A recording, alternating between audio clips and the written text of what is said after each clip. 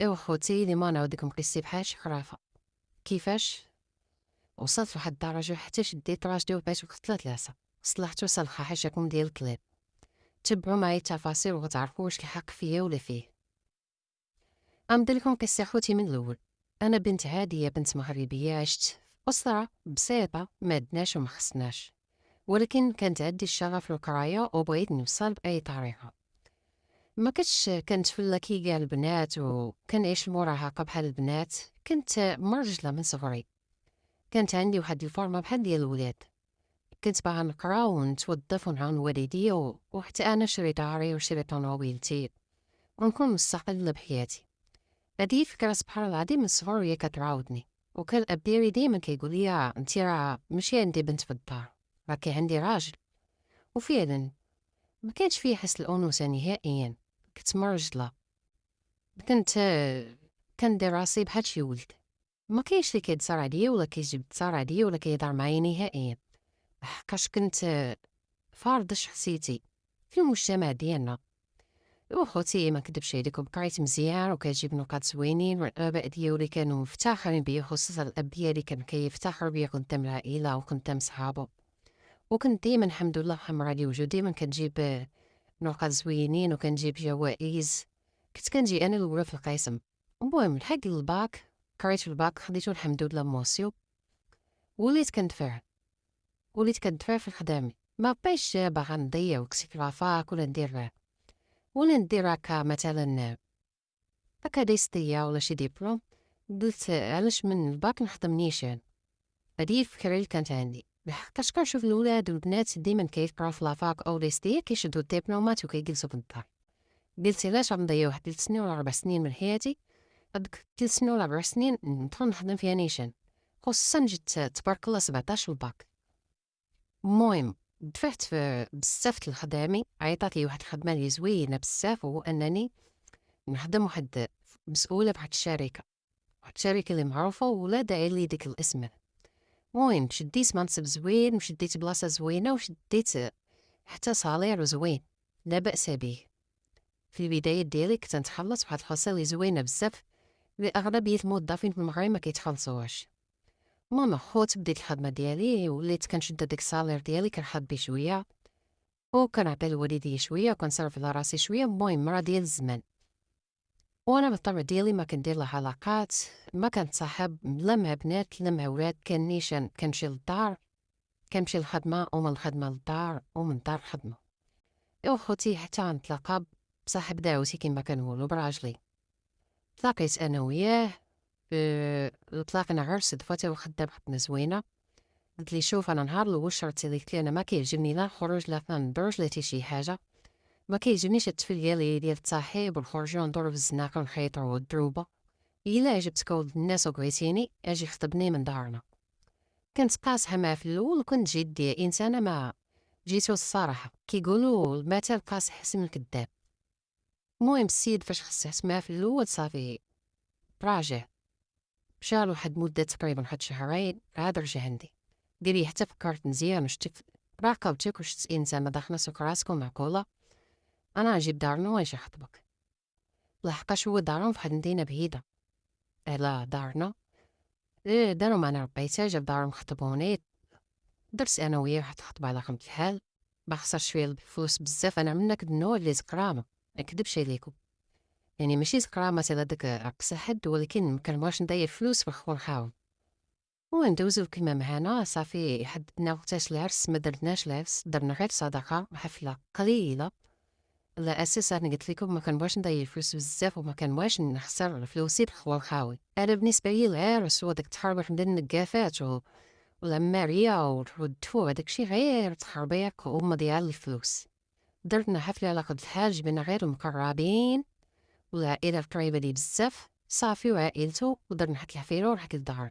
بدينا في الأول أنا وياه شرط عليه باش نتحول من المدينة لي كاينين فيها دارهم، لحقاش هو الخدمة ديالو حولو تما.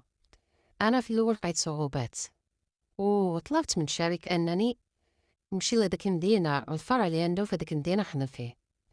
ما نكدبش عليكم لقيت صعوبات كثيرة لمدة تقريبا شي 7 شهور ولا 8 شهور وأنا كنتقاتل باش نمشي لهاديك المدينة، والأخير نحاولو تما وليت خدامة تما قريبة لراجلي، عائلتو قريبة لينا بزاف ولكن دارنا بعاد عليه. المهم بقيت ساكنة أنا وراجلي في هو قال لي ندفعو في كريدي وناخدو بارتما، قلت ليه لا، كنت رافضة هاد الفكرة. أنا كنفضل أنني نجمع الفلوس ونشري داري طعنان ولا نبقى نهز في كريدي ونتجرجر في الأرناك. صافي كريت أنا ويا دويرة طاوي كحال كرا هو، وأنا مرة كنروح الدار وكنصرف معونة في المصروف ديال الدار. إوا خوتي واحد المرة لحقاش المدينة اللي ساكنة فيها أنايا مدينة ساحلية فيها البحر، فيها مدينة ديال السياحة. جو دارنا هدي ولكن ما جلسوش معايا، جاو كراو هاد البارتمون مرة كيجيو عندي، بركو تقريبا كراو شي 15 يوم. كيجيو عندي هكا يتغداو ولا يتعشاو وكيمشيو باسو لدارهم، مرة كنمشي عندهم أنا، هو السيد يتقلب عليا، خرج قرونو وخرج ودني وخرج عيني وقال لي واش راه مقصروا على داركم، واش بقاو خياطبات عليا، وهادشي دارنا راه ما ساكنيش معايا وما جالسيش معايا في الدار، جاو غير ضيفين. قلت لي صافي ما تصرف حتى شي درهم من جيبك، انا دارنا انا قاده بي ما نصرف عليهم. قلت لي العيب والعار اللي صافتي شي درهم من جيبك، هادشي علاش بدا المشكل. صافي مشيت للمرجان تما مالي الخير، تقديت هداك الشي الخاص، دوز والديا وعائلتي هاديك 15 يوم مشاو في حالاتهم.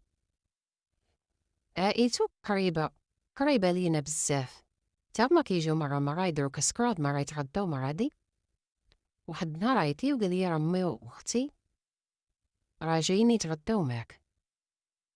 ايوا انا ماكلش من هاك زين، مشيت للثلاجة كاملة كاع داكشي اللي فيها الدجاج، المهم راكم عارفين الثلاجة شيكون فيها المواد الغذائية كاملة، جبعت في واحد الصاك ديال كبير، الصاك ديال المرجان، زيت عطيتها لواحد السيد عساس في سبيل الله، قلت ليه هاكا سير رزقك جابولك الله.